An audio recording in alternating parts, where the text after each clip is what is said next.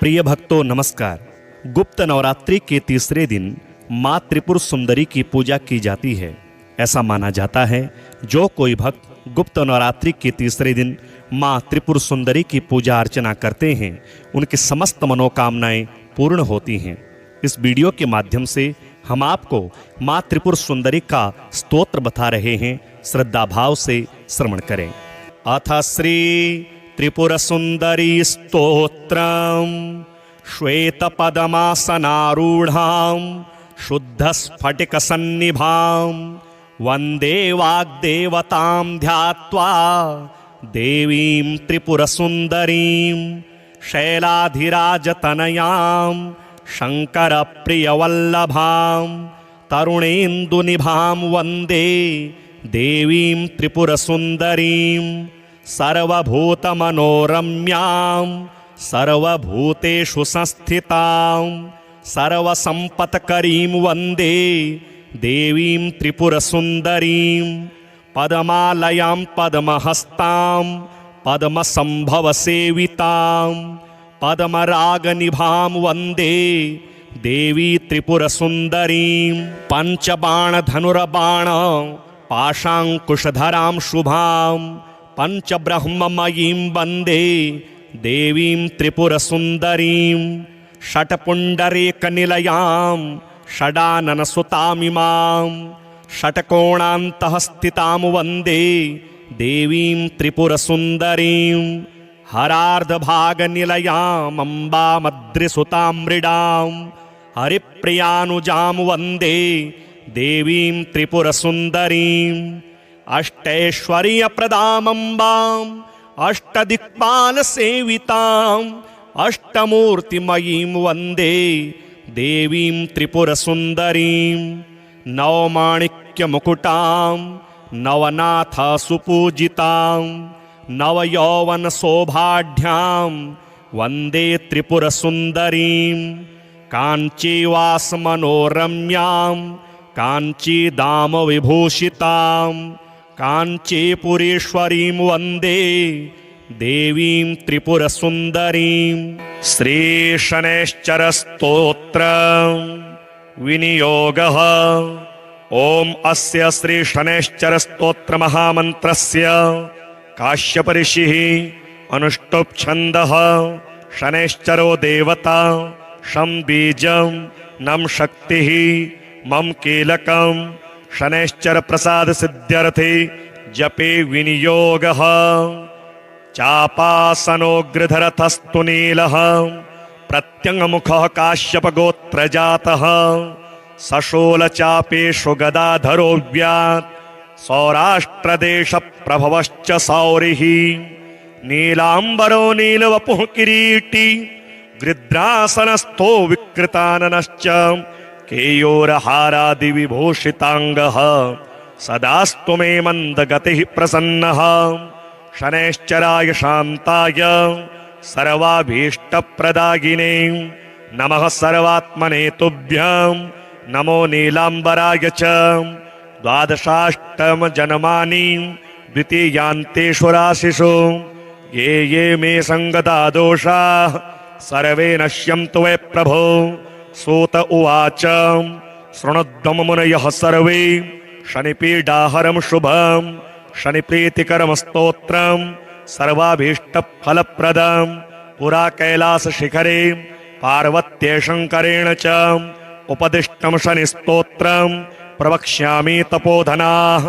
रघुवंशेति विख्यातो राजा दशरथः प्रभुः बभूव चक्रवर्ती च सप्तद्वीपाधिपो बली कृत्तिकान्ते शनौ याते दैवेज्ञैर्ज्ञापितो हि सः रोहिणी शकटं भित्त्वा शनिर्यास्यति साम्प्रतम् इत्थं शकटभेदेन सुरासुरभयङ्करं द्वादशाब्दं तु दुर्भिक्षं भविष्यति सुदारुणं। देशाश्च नगरग्रामाः भयभीताः समन्ततः ब्रुवन्ति सर्वलोकानां भयमेतत्समागमम्।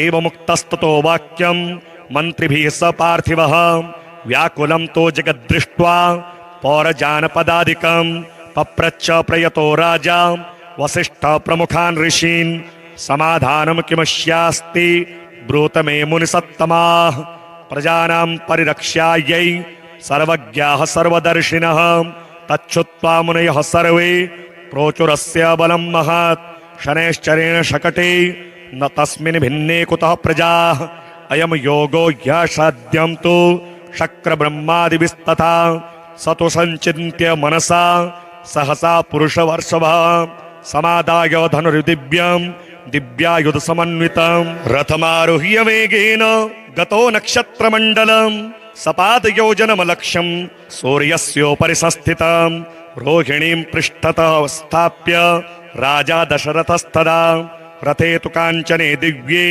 सर्वरत्नविभूषिते हंसवर्ण हयैर्युक्ते महाकेतो समुच्चिते दीप्यमानो महारक्त किरीट कटकादिभिः बभ्राज सदशाकाशे द्वितीय इव भास्करः आकर्णपूर्णचापेन संहारास्त्रं यन्यो यजत संहारास्त्रं शनिर्दृष्ट्वा सुरासुरभयङ्करं कृत्तिकान्ते तदा स्थित्वा प्रविशन् किल रोहिणीं दृष्ट्वा दशरथं चाग्रे तस्थौ सभ्रुकुटी मुखः हसित्वा तद्भयात् सौरी हृदं वचनमब्रवीत् पौरुषं तव राजेन्द्र सुरासुरभयङ्करं देवासुरमनुष्याश्च सिद्धविद्याधरोरगाः मायावलोकिताः सर्वे दैन्यमाशो व्रजन्ति ते तुष्टोऽहं तव राजेन्द्र तपसा पौरुषेण च वरं ब्रूहि प्रदास्यामि मनसा यद्वीप्सितं दशरथ उवाच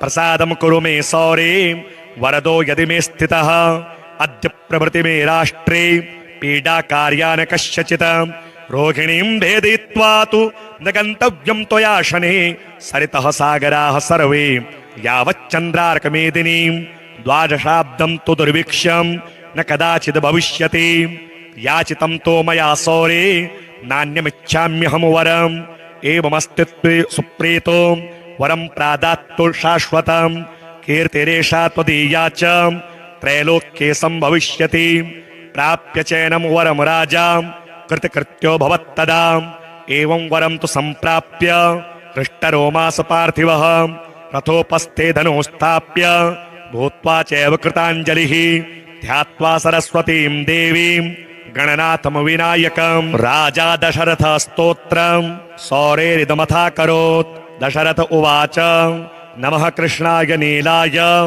शिखिकण्ठनिभाय च नमो नीलामुखाब्जाय नीलोत्पलनिभाय च नमो निरमांसदेहाय दीर्घश्मश्रुजटाय च नमो विशालनेत्राय शुष्कोदरभयानक नमः परुषनेत्राय स्थूलरोणे नमो नमः नमो नित्यं शुद्धार्ताय अतृप्ताय नमो नमः नमो दीर्घाय शुष्काय कालदष्ट्राय ते नमः नमस्ते घोररूपाय दुर्निरीक्ष्याय ते नमः नमो घोराय रौद्राय भीषणाय करालिने नमस्ते सर्वभक्ष्याय वलीमुख नमोऽस्तु ते सूर्यपुत्र नमस्तेस्तु भास्करो भयदायिने अधोदृष्टे नमस्तेस्तु समवर्तक नमो नमः नमो मन्दगते तुभ्यं निस्त्रिंशाय नमो नमः नमो दुस्सदेहाय नित्ययोगरताय च ज्ञानदृष्टे नमस्तेस्तु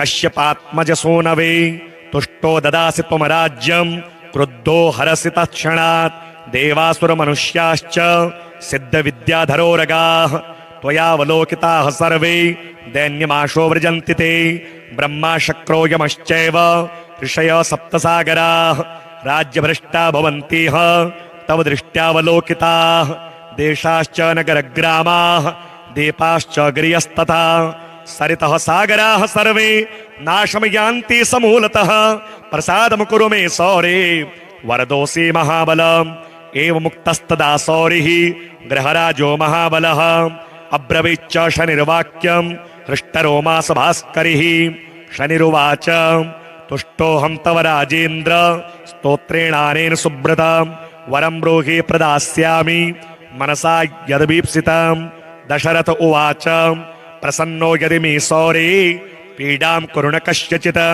देवासुरमनुष्याणां पशुपन्नगपक्षिणां शनिरुवाच ग्रहणाच्च ग्रहाज्ञेयाः ग्रहाः पीडाकराः स्मृताः अदेयोऽपि वरोऽस्माभिः तुष्टोऽहं तु ददामि ते। देवासुरमनुष्याश्च सिद्धिविद्याधरोरगाः पशुपक्षी मृगा वृक्षाः पीडां मुञ्चन्तु सर्वदा। त्वया प्रोक्तमिदं स्तोत्रं यः पठेदिह मानवः एककालं क्वचित् कालं पीडां मुञ्चामि तस्य वै। मृत्युस्थानगतो वापि जन्मव्ययगतोऽपि वा पठति श्रद्धया मुक्युक्तः शुचिः स्नात्वा समाहितः। शमीपत्रैः समभ्यर्च प्रतिमां लोहजां मम मशोदनं तिलैर्मिश्रं दद्याल्लोहं तु दक्षिणां। कृष्णाङ्गां महिषीं वस्त्रं मामुद्दिश्य द्विजातये मद्दिने तु विशेषेण स्तोत्रेणानेन पूजयेत्। पूजयित्वा जपेत स्तोत्रं भुक्ता चैव मुक्ताञ्जलिः तस्य पीडां न चैवाहं करिष्यामि कदाचन। गोचरे जन्मलग्ने वा दशाश्वन्तर्दशासु च रक्ष्यामि सततं तस्य पीडास्वन्यग्रहस्य च। अनेनैव प्रकारेण पीडामुक्तं जगद्भवेत्। सूत उवाच वरद्वयं तु सम्प्राप्य राजा दशरथस्तदा मेने कृतार्थमात्मानं नमस्कृत्य शनैश्चरं शनिना चाभ्यनुज्ञातः स्वस्थानमगमत् नृपः। स्वस्थानं च गतो गत्वा प्राप्तकामो भवत्तदा। कोणः शनैश्चरो मन्दः छाया हृदयनन्दनः मार्ताण्डजस्तथा शौरिः पातङ्गिर्निग्रहग्रनायकः ब्रह्मण्यः क्रूरकर्मा च नीलवस्त्रोञ्जनद्युतिः। 12 एतानि नामानि यः पठेच्च दिने दिने विषमस्थोऽपि भगवान् सुप्रीतस्तस्य जायते। मन्दवारे शुचि स्नात्वा मिताहारो जितेन्द्रियः त्वद्वर्णकुसुमैर्युक्तं सर्वाङ्गं द्विजसत्तमाः। पूरयित्वान्नपानाद्येः स्तोत्रं यः प्रयतः पठेत् पुत्रकामो लभेत् पुत्रं धनकामो लभेत् धनं राज्यकामो लभेत् राज्यं जयार्थी विजयी भवेत्। आयुष्कामो लभेद्यायुः श्रीकामः श्रियमाप्नुयात्। यद्यदिच्छतिस्तत्सर्वं भगवान् भक्तवत्सलः चिन्तितानि च सर्वाणि ददाति च न संशयः। श्वेतपदमासनारूढां शुद्धस्फटिकसन्निभां वन्दे वाग्देवतां ध्यात्वा देवीं त्रिपुरसुन्दरीं शैलाधिराजतनयां शङ्करप्रियवल्लभां तरुणेन्दुनिभां वन्दे देवीं त्रिपुरसुन्दरीं सर्वभूतमनोरम्यां सर्वभूतेषु संस्थितां सर्वसम्पत्करीं वन्दे देवीं त्रिपुरसुन्दरीं पद्मालयां पद्महस्तां पद्मसम्भवसेवितां पद्मरागनिभां वन्दे देवी त्रिपुरसुन्दरीं पञ्चबाणधनुर्बाण पाशाङ्कुशधरां शुभां पञ्चब्रह्ममयीं वन्दे देवीं त्रिपुरसुन्दरीं षट्पुण्डरीकनिलयां षडाननसुतामिमां षट्कोणान्तः स्थितां वन्दे देवीं त्रिपुरसुन्दरीं हरार्धभागनिलयामम्बामद्रिसुतां मृडां हरिप्रियानुजां वन्दे देवीं त्रिपुरसुन्दरीं अष्टैश्वर्यप्रदामम्बाम् अष्टदिक्पालसेविताम् अष्टमूर्तिमयीं वन्दे देवीं त्रिपुरसुन्दरीं नवमाणिक्यमुकुटां नवनाथसुपूजितां नवयौवनशोभाढ्यां वन्दे त्रिपुरसुन्दरीं काञ्चीवासमनोरम्यां काञ्चीदामविभूषितां काञ्चीपुरीश्वरीं वन्दे देवीं त्रिपुरसुन्दरीं। श्रीशनैश्चरस्तोत्रं विनियोगः। ॐ अस्य श्रीशनैश्चरस्तोत्रमहामन्त्रस्य काश्यपऋषिः अनुष्टुप् छन्दः। शनैश्चरो देवता शं बीजं नम शक्तिः मम कीलकं शनैश्चर प्रसाद सिद्ध्यर्थे जपे विनियोगः। चापासनोग्रधरथस्तु नीलः प्रत्यङ्मुखः काश्यपगोत्रजातः सशोलचापेषु गदाधरो व्यात् सौराष्ट्रदेशप्रभवश्च सौरिः नीलाम्बरो नीलवपुः किरीटी गृध्रासनस्थो विकृताननश्च केयोरहारादिविभूषिताङ्गः सदास्तु मे मन्दगतिः प्रसन्नः शनैश्चराय शान्ताय सर्वाभीष्टप्रदायिने नमः सर्वात्मने तुभ्यं नमो नीलाम्बराय च द्वादशाष्टमजन्मानि द्वितीयान्तेषु राशिषु ये ये मे सङ्गता दोषाः सर्वे नश्यन्तु वै प्रभो। सूत उवाच शृणुध्वं मुनयः सर्वे शनिपीडाहरं शुभं शनिप्रीतिकरं स्तोत्रं सर्वाभीष्टफलप्रदं पुरा कैलासशिखरे पार्वत्यै शङ्करेण च उपदिष्टं शनिस्तोत्रं प्रवक्ष्यामि तपोधनाः। रघुवंशेति विख्यातो राजा दशरथः प्रभुः बभूव चक्रवर्ती च सप्तद्वीपाधिपो बली कृत्तिकान्ते शनौ याते दैवेज्ञैर्ज्ञापितो हि सः रोहिणी शकटं भित्त्वा शनिर्यास्यति साम्प्रतम् इत्थं शकटभेदेन सुरासुरभयङ्करं द्वादशाब्दं तु दुर्भिक्षं भविष्यति सुदारुणं। देशाश्च नगरग्रामाः भयभीताः समन्ततः ब्रुवन्ति सर्वलोकानां भयमेतत्समागमम्। एवमुक्तस्ततो वाक्यं मन्त्रिभिः स पार्थिवः व्याकुलं तो जगद्दृष्ट्वा पौरजानपदादिकं पप्रच्छ प्रयतो राजा वसिष्ठः प्रमुखान् ऋषीन् समाधानं किमस्यास्ति ब्रूत मे मुनिसत्तमाः। प्रजानां परिरक्षायै सर्वज्ञाः सर्वदर्शिनः तच्छ्रुत्वा मुनयः सर्वे प्रोचुरस्य बलं महत् शनैश्चरेण शकटे न तस्मिन् भिन्ने कुतः प्रजाः अयं योगो ह्यसाध्यं तु शक्रब्रह्मादिभिस्तथा स तु सञ्चिन्त्य मनसा सहसा पुरुषवर्षभः समादाय धनुर्दिव्यं दिव्यायुधसमन्वितं रथमारुह्य वेगेन गतो नक्षत्रमण्डलं सपादयोजनमलक्ष्यं सूर्यस्योपरि संस्थितं रोहिणीं पृष्ठतः स्थाप्य राजा दशरथस्तदा रथे तु काञ्चने दिव्ये सर्वरत्नविभूषिते हंसवर्ण हयैर्युक्ते महाकेतो समुच्चिते दीप्यमानो महारक्त किरीटकटकादिभिः बभ्राज सदशाकाशे द्वितीय इव भास्करः आकर्णपूर्णचापेन संहारास्त्रं यन्यो यजत संहारास्त्रं शनिर्दृष्ट्वा सुरासुरभयङ्करं कृत्तिकान्ते तदा स्थित्वा प्रविशन् किल रोहिणीं दृष्ट्वा दशरथं चाग्रे तस्थौ सभ्रुकुटी मुखः हसित्वा तद्भयात् सौरी हृदं वचनमब्रवीत् पौरुषं तव राजेन्द्र सुरासुरभयङ्करं देवासुरमनुष्याश्च सिद्धविद्याधरोरगाः मायावलोकिताः सर्वे दैन्यमाशो व्रजन्ति ते तुष्टोऽहं तव राजेन्द्र तपसा पौरुषेण च वरं ब्रूहि प्रदास्यामि मनसा यद्वीप्सितं।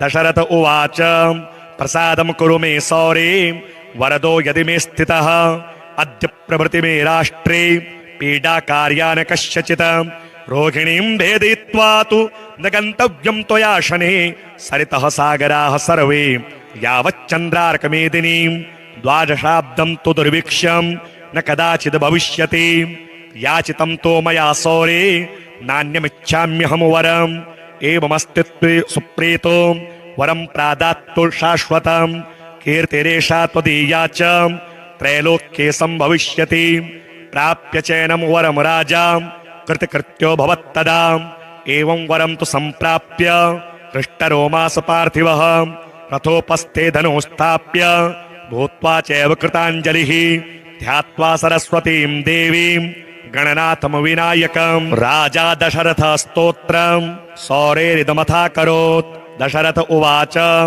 नमः कृष्णाय नीलाय शिखिकण्ठनिभाय च नमो नीलामुखाब्जाय नीलोत्पलनिभाय च नमो निरमांसदेहाय दीर्घश्मश्रुजटाय च नमो विशालनेत्राय शुष्कोदर भयानक नमः परुषनेत्राय स्थूलरोणे नमो नमः नमो नित्यं शुद्धार्ताय अतृप्ताय नमो नमः नमो दीर्घाय शुष्काय कालदष्ट्राय ते नमः नमस्ते घोररूपाय दुर्निरीक्षाय ते नमः नमो घोराय रौद्राय भीषणाय करालिने नमस्ते सर्वभक्ष्याय वलीमुख नमोऽस्तु ते सूर्यपुत्र नमस्तेस्तु भास्करो भयदायिने अधोदृष्टे नमस्तेस्तु समवर्तक नमो नमः नमो मन्दगते तुभ्यं निस्त्रिंशाय नमो नमः नमो दुस्सदेहाय नित्ययोगरताय च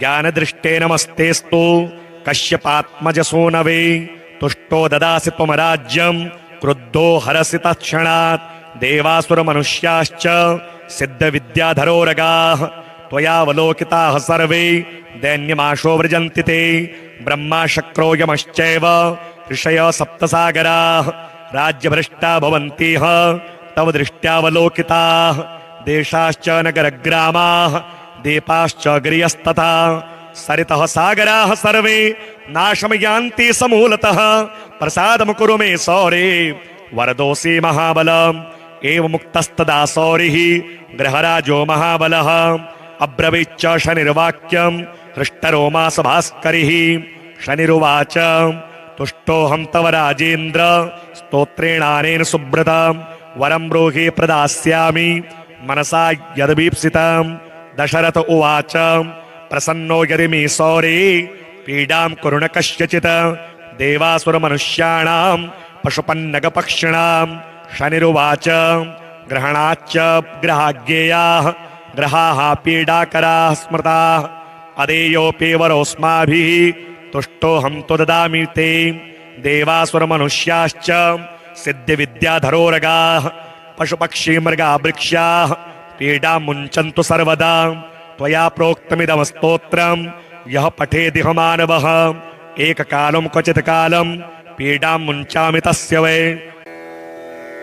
मृत्युस्थानगतो वापि जन्मभ्ययगतोऽपि वा पठति श्रद्धया मुक्युक्तः शुचिः स्नात्वा समाहितः शमीपत्रैः समभ्यर्च प्रतिमां लोहजां मम मशोदनं तिलैर्मिश्रं दद्याल्लोहं तु दक्षिणां कृष्णाङ्गां महिषीं वस्त्रं मामुद्दिश्य द्विजातये मद्दिने तु विशेषेण स्तोत्रेणानेन पूजयेत् पूजयित्वा जपेत स्तोत्रं भुक्ता चैव मुक्ताञ्जलिः तस्य पीडां न चैवाहं करिष्यामि कदाचन गोचरे जन्मलग्ने वा दशाश्वन्तर्दशासु च रक्ष्यामि सततं तस्य पीडास्वन्यग्रहस्यैश्च अनेनैव प्रकारेण पीडामुक्तं जगद्भवेत् सूत उवाच वरद्वयं तु सम्प्राप्य राजा दशरथस्तदा मेने कृतार्थमात्मानं नमस्कृत्य शनैश्चरं शनिना चाभ्यनुज्ञातः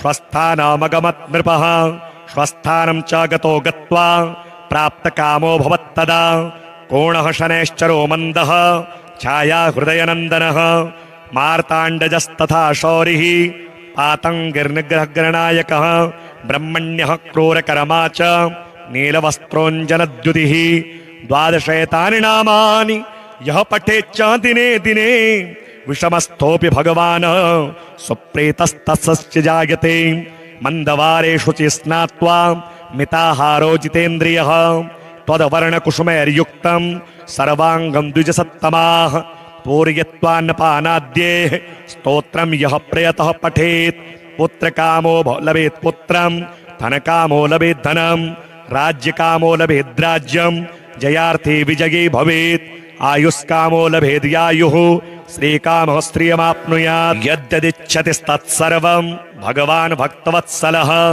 चिन्तितानि च सर्वाणि ददाति च न संशयः श्वेतपदमासनारूढां शुद्धस्फटिकसन्निभां वन्दे वाग्देवतां ध्यात्वा देवीं त्रिपुरसुन्दरीं शैलाधिराजतनयां शङ्करप्रियवल्लभां तरुणेन्दुनिभां वन्दे देवीं त्रिपुरसुन्दरीं सर्वभूतमनोरम्यां सर्वभूतेषु संस्थितां सर्वसम्पत्करीं वन्दे देवीं त्रिपुरसुन्दरीं पद्मालयां पद्महस्तां पद्मसम्भवसेवितां पद्मरागनिभां वन्दे देवी त्रिपुरसुन्दरीं पञ्चबाणधनुर्बाण पाशाङ्कुशधरां शुभां पञ्चब्रह्ममयीं वन्दे देवीं त्रिपुरसुन्दरीं षट्पुण्डरीकनिलयां षडाननसुतामिमां षट्कोणान्तः स्थितां वन्दे देवीं त्रिपुरसुन्दरीं हरार्धभागनिलयामम्बामद्रिसुतां मृडां हरिप्रियानुजां वन्दे देवीं त्रिपुरसुन्दरीं अष्टैश्वर्यप्रदामम्बाम् अष्टदिक्पालसेविताम् अष्टमूर्तिमयीं वन्दे देवीं त्रिपुरसुन्दरीं नवमाणिक्यमुकुटां नवनाथसुपूजितां नवयौवनशोभाढ्यां वन्दे त्रिपुरसुन्दरीं काञ्चीवासमनोरम्यां काञ्चीदामविभूषितां काञ्चीपुरीश्वरीं वन्दे देवीं त्रिपुरसुन्दरीं श्रीशनैश्चरस्तोत्र विनियोगः। ॐ अस्य श्रीशनैश्चरस्तोत्रमहामन्त्रस्य काश्यपऋषिः अनुष्टुप् छन्दः शनैश्चरो देवता शं बीजं नम शक्तिः मम कीलकं शनैश्चर प्रसाद सिद्ध्यर्थे जपे विनियोगः। चापासनोग्रधरथस्तु नीलः प्रत्यङ्गमुखः काश्यपगोत्रजातः सशूलचापेषु गदाधरो व्यात् सौराष्ट्रदेशप्रभवश्च सौरिः नीलाम्बरो नीलवपुः किरीटी गृध्रासनस्थो विकृताननश्च केयूरहारादिविभूषिताङ्गः सदास्तु मे मन्दगतिः प्रसन्नः।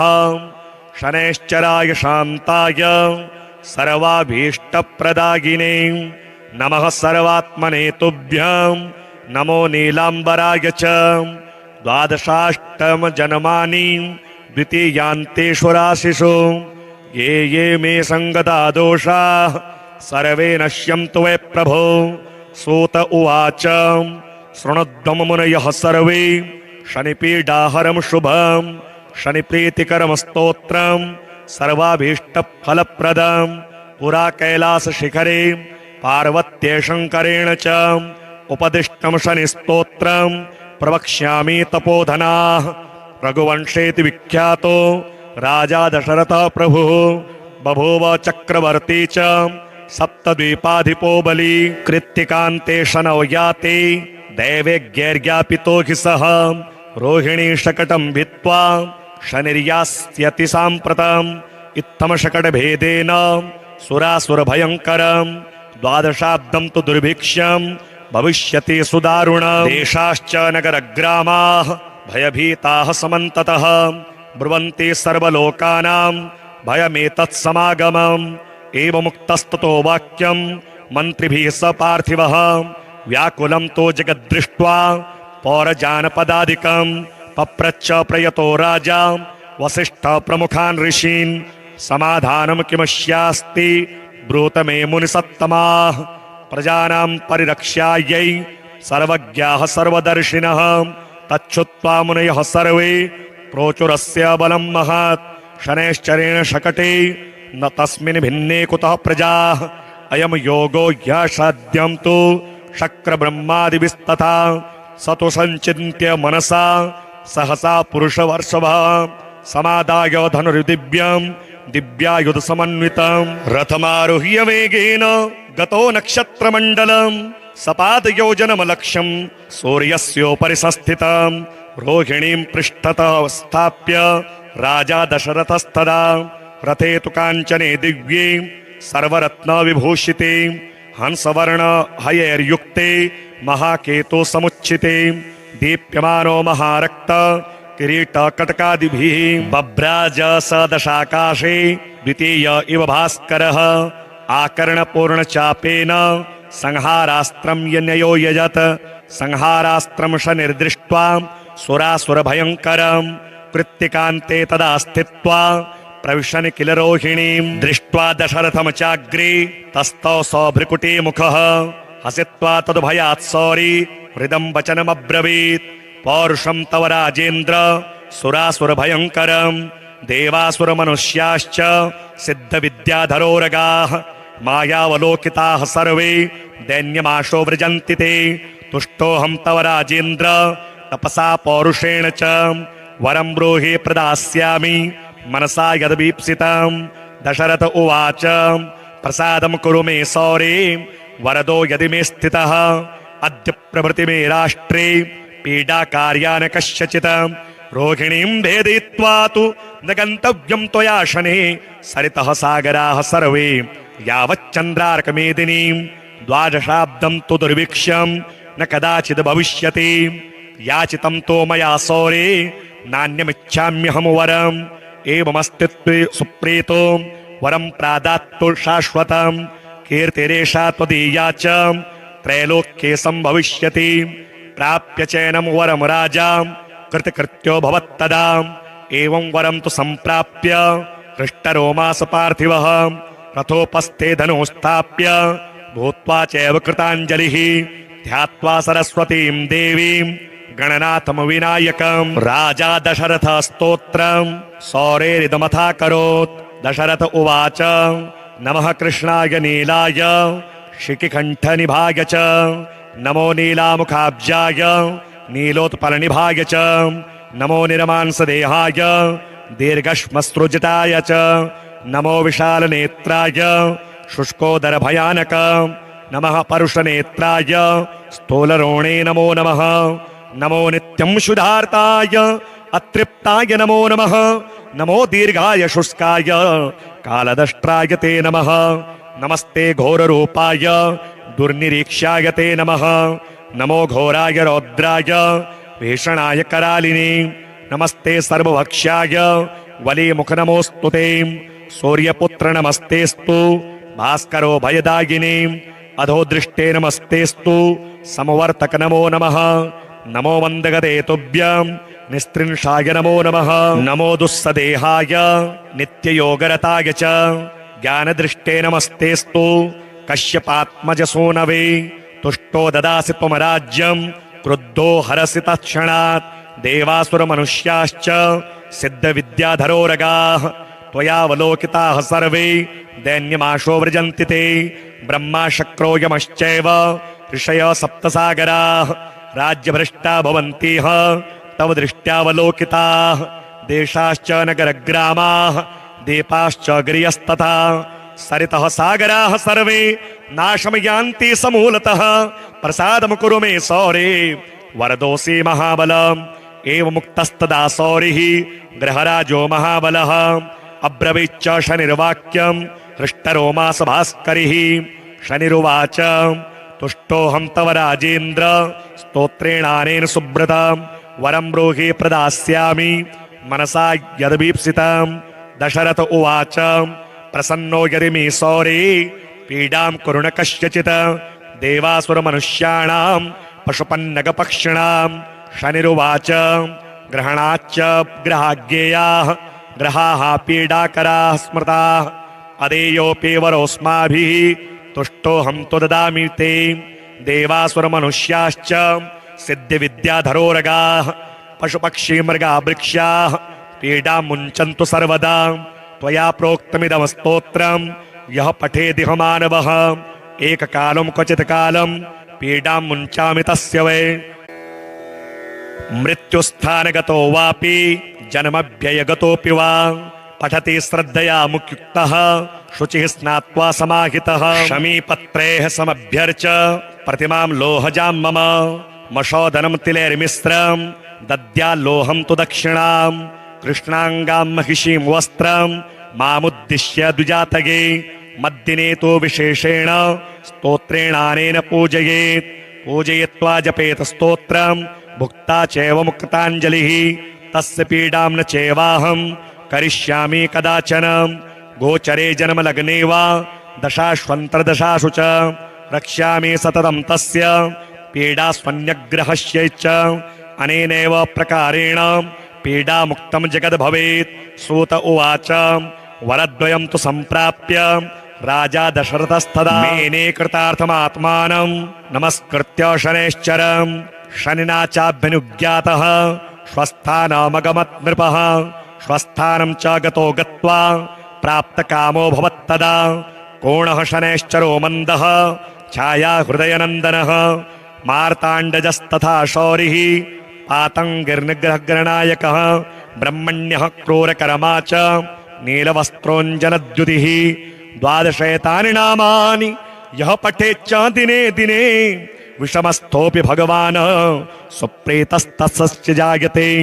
मन्दवारेषु च स्नात्वा मिताहारो जितेन्द्रियः त्वद्वर्णकुसुमैर्युक्तं सर्वाङ्गं द्विजसत्तमाः पूरयित्वान्नपानाद्येः स्तोत्रं यः प्रयतः पठेत् पुत्रकामो लभेत् पुत्रं धनकामो लभेत् धनं राज्यकामो लभेत् राज्यं जयार्थी विजयी भवेत् आयुष्कामो लभेद्यायुः श्रीकामः श्रियमाप्नुयात्। यद्यदिच्छतिस्तत्सर्वं भगवान् भक्तवत्सलः चिन्तितानि च सर्वाणि ददाति च न संशयः।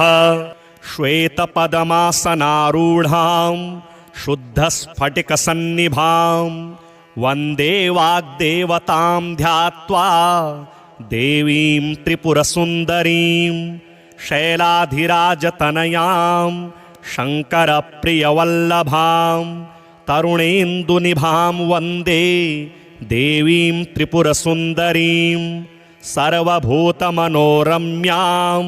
सर्वभूतेषु संस्थितां सर्वसम्पत्करीं वन्दे देवीं त्रिपुरसुन्दरीं पद्मालयां पद्महस्तां पद्मसम्भवसेवितां पद्मरागनिभां वन्दे देवी त्रिपुरसुन्दरीं पञ्चबाणधनुर्बाण पाशाङ्कुशधरां शुभां पञ्चब्रह्ममयीं वन्दे देवीं त्रिपुरसुन्दरीं षट्पुण्डरीकनिलयां षडाननसुतामिमां षट्कोणान्तः स्थितां वन्दे देवीं त्रिपुरसुन्दरीं हरार्धभागनिलयामम्बामद्रिसुतां मृडां हरिप्रियानुजां वन्दे देवीं त्रिपुरसुन्दरीं अष्टैश्वर्यप्रदामम्बाम् अष्टदिक्पालसेविताम्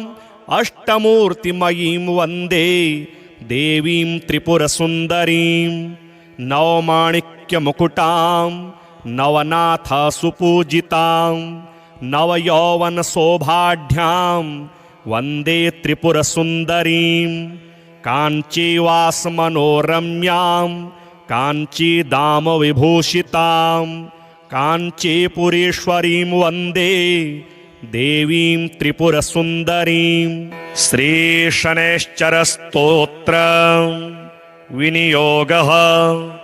ओम अस्य श्रीशनैश्चरस्तोत्र महामन्त्रस्य काश्यपऋषिः अनुष्टुप् छन्दः शनैश्चरो देवता शं बीजं नम शक्तिः मम कीलकं शनैश्चर प्रसाद सिद्ध्यर्थे जपे विनियोगः।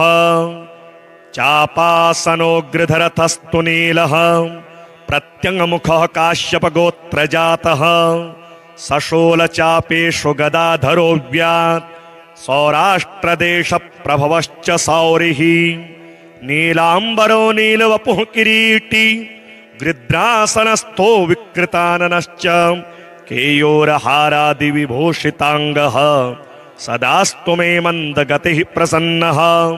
शनैश्चराय शान्ताय सर्वाभीष्टप्रदायिने नमः सर्वात्मने तुभ्यं नमो नीलाम्बराय च। 12 द्वितीयान्तेषु राशिषु ये ये मे सङ्गता दोषाः सर्वे नश्यन्तु वै प्रभो। सूत उवाच शृणुध्वं मुनयः सर्वे शनिपीडाहरं शुभं शनिप्रीतिकरं स्तोत्रं सर्वाभीष्टफलप्रदं पुरा कैलासशिखरे पार्वत्ये शङ्करेण च उपदिष्टं शनिस्तोत्रं प्रवक्ष्यामि तपोधनाः। रघुवंशेति विख्यातो राजा दशरथः प्रभुः बभूव चक्रवर्ती च सप्तद्वीपाधिपो बली। कृत्तिकान्ते शनौ याते दैवेज्ञैर्ज्ञापितो हि सः रोहिणी शकटं भित्त्वा शनिर्यास्यति साम्प्रतम्। इत्थं शकटभेदेन सुरासुरभयङ्करम् 12 तु दुर्भिक्षं भविष्यति सुदारुणम्। देशाश्च नगरग्रामाः भयभीताः समन्ततः ब्रुवन्ति सर्वलोकानां भयमेतत्समागमम्। एवमुक्तस्ततो वाक्यं मन्त्रिभिः स पार्थिवः व्याकुलं तो जगद्दृष्ट्वा पौरजानपदादिकं पप्रच्छ प्रयतो राजा वसिष्ठः प्रमुखान् ऋषीन् समाधानं किमस्यास्ति ब्रूत मे मुनिसत्तमाः। प्रजानां परिरक्षायै सर्वज्ञाः सर्वदर्शिनः तच्छ्रुत्वा मुनयः सर्वे प्रोचुरस्य बलं महत्। शनैश्चरेण शकटे न तस्मिन् भिन्ने कुतः प्रजाः अयं योगो ह्यसाध्यं तु शक्रब्रह्मादिभिस्तथा। स तु संचिन्त्य मनसा सहसा पुरुषवर्षभः समादाय धनुर्दिव्यं दिव्यायुधसमन्वितं रथमारुह्य वेगेन गतो नक्षत्रमण्डलं सपादयोजनमलक्ष्यं सूर्यस्योपरि संस्थितं।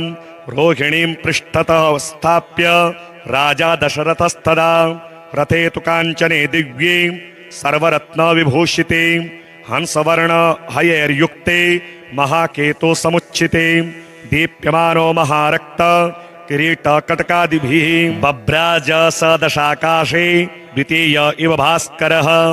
आकर्णपूर्णचापेन संहारास्त्रं यन्यो यजत संहारास्त्रं शनिर्दृष्ट्वा सुरासुरभयङ्करम्। कृत्तिकान्ते तदा स्थित्वा प्रविशन् किल रोहिणीं दृष्ट्वा दशरथं चाग्रे तस्थौ सभ्रुकुटी मुखः हसित्वा तद्भयात् सौरी हृदं वचनमब्रवीत्। पौरुषं तव राजेन्द्र सुरासुरभयङ्करम् देवासुरमनुष्याश्च सिद्धविद्याधरोरगाः मायावलोकिताः सर्वे दैन्यमाशो व्रजन्ति ते। तुष्टोऽहं तव राजेन्द्र तपसा पौरुषेण च वरं ब्रूहि प्रदास्यामि मनसा यद्वीप्सितम्। दशरथ उवाच प्रसादं कुरु मे सौरे वरदो यदि मे स्थितः अद्य प्रभृति मे राष्ट्रे पीडाकार्या न कस्यचित्। रोहिणीं भेदयित्वा तु न गन्तव्यं त्वया शने सरितः सागराः सर्वे यावच्चन्द्रार्कमेदिनीं 12 तु दुर्भिक्षं न कदाचिद् भविष्यति। याचितं तो मया सौरे नान्यमिच्छाम्यहं वरम् एवमस्ति सुप्रीतो वरं प्रादात्तु शाश्वतं। कीर्तिरेषा त्वदीया च त्रैलोक्ये संभविष्यति। प्राप्य चैनं वरं राजा कृतकृत्यो भवत्तदा। एवं वरं तु सम्प्राप्य हृष्टरोमास पार्थिवः रथोपस्थे धनुस्थाप्य भूत्वा चैव कृताञ्जलिः ध्यात्वा सरस्वतीं देवीं गणनाथं विनायकम्। राजा दशरथ स्तोत्रं सौरेरिदमथाकरोत्। दशरथ उवाच नमः कृष्णाय नीलाय शिखिकण्ठनिभाय च नमो नीलामुखाब्जाय नीलोत्पलनिभाय च नमो निरमांसदेहाय दीर्घश्मश्रुजटाय च नमो विशालनेत्राय शुष्कोदरभयानक नमः परुषनेत्राय स्थूलरोणे नमो नमः। नमो नित्यं शुद्धार्ताय अतृप्ताय नमो नमः। नमो दीर्घाय शुष्काय कालदष्ट्राय ते नमः। नमस्ते घोररूपाय दुर्निरीक्ष्याय ते नमः। नमो घोराय रौद्राय भीषणाय करालिने नमस्ते सर्वभक्ष्याय वलीमुख नमोऽस्तु ते। सूर्यपुत्र नमस्तेस्तु भास्करो भयदायिने अधोदृष्टे नमस्तेस्तु समवर्तक नमो नमः। नमो मन्दगते तुभ्यं निस्त्रिंशाय नमो नमः। नमो दुस्सदेहाय नित्ययोगरताय च ज्ञानदृष्टे नमस्तेस्तु कश्यपात्मज सूनवे। तुष्टो ददासि त्वं राज्यं क्रुद्धो हरसि तत्क्षणात्। देवासुरमनुष्याश्च सिद्धविद्याधरोरगाः त्वयावलोकिताः सर्वे दैन्यमाशो व्रजन्ति ते। ब्रह्मा शक्रो यमश्चैव ऋषयः सप्तसागराः राज्यभ्रष्टा भवन्तिह तव दृष्ट्यावलोकिताः। देशाश्च नगरग्रामाः दीपाश्च गिरियस्तथा सरितः सागराः सर्वे नाशं यान्ति समूलतः। प्रसादं कुरु मे सौरे वरदोऽसि महाबलम्। एवमुक्तस्तदा सौरिः गृहराजो महाबलः। अब्रवीच्च शनिर्वाक्यं हृष्टरोमास भास्करिः। शनिरुवाच तुष्टोऽहं तव राजेन्द्र स्तोत्रेणानेन सुब्रतं। वरं ब्रूहि प्रदास्यामि मनसा यदभीप्सितं। दशरथ उवाच प्रसन्नो यदि मे सौरे पीडां कुरु न कस्यचित्। देवासुरमनुष्याणां पशुपन्नगपक्षिणां। शनिरुवाच ग्रहणाच्च ग्रहाज्ञेयाः ग्रहाः पीडाकराः स्मृताः। अदेयोऽपि वरोऽस्माभिः तुष्टोऽहं तु ददामि ते। देवासुरमनुष्याश्च सिद्धिविद्याधरोरगाः पशुपक्षी मृगा वृक्षाः पीडां मुञ्चन्तु सर्वदा। त्वया प्रोक्तमिदं स्तोत्रं यः पठेदिह मानवः एककालं क्वचित् कालं पीडां मुञ्चामि तस्य वै। मृत्युस्थानगतो वापि जन्मभ्ययगतोऽपि वा पठति श्रद्धया मुक्युक्तः शुचिः स्नात्वा समाहितः। शमीपत्रैः समभ्यर्च प्रतिमां लोहजां मम मशोदनं तिलैर्मिश्रं दद्याल्लोहं तु दक्षिणां। कृष्णाङ्गां महिषीं वस्त्रं मामुद्दिश्य द्विजातये मद्दिने तु विशेषेण स्तोत्रेणानेन पूजयेत्। पूजयित्वा जपेत स्तोत्रं भुक्ता चैव मुक्ताञ्जलिः। तस्य पीडां न चैवाहं करिष्यामि कदाचन। गोचरे जन्मलग्ने वा दशाश्वन्तर्दशासु च रक्ष्यामि सततं तस्य पीडास्वन्यग्रहस्यैश्च। अनेनैव प्रकारेण पीडामुक्तं जगद् भवेत्। सूत उवाच वरद्वयं तु सम्प्राप्य राजा दशरथस्तदा मेने कृतार्थमात्मानं नमस्कृत्य शनैश्चरं। शनिना चाभ्यनुज्ञातः स्वस्थानमगमत् नृपः। स्वस्थानं च गतो गत्वा प्राप्तकामो भवत्तदा। कोणः शनैश्चरो मन्दः छाया हृदयनन्दनः। मार्ताण्डजस्तथा शौरिः पातङ्गिर्निग्रहगणनायकः। ब्रह्मण्यः क्रूरकर्मा च नीलवस्त्रोञ्जनद्युतिः। 12 एतानि नामानि यः पठेच्च दिने दिने विषमस्थोऽपि भगवान् सुप्रीतस्तस्य जायते। मन्दवारे शुचि स्नात्वा मिताहारो जितेन्द्रियः। त्वद्वर्णकुसुमैर्युक्तं सर्वाङ्गं द्विजसत्तमाः।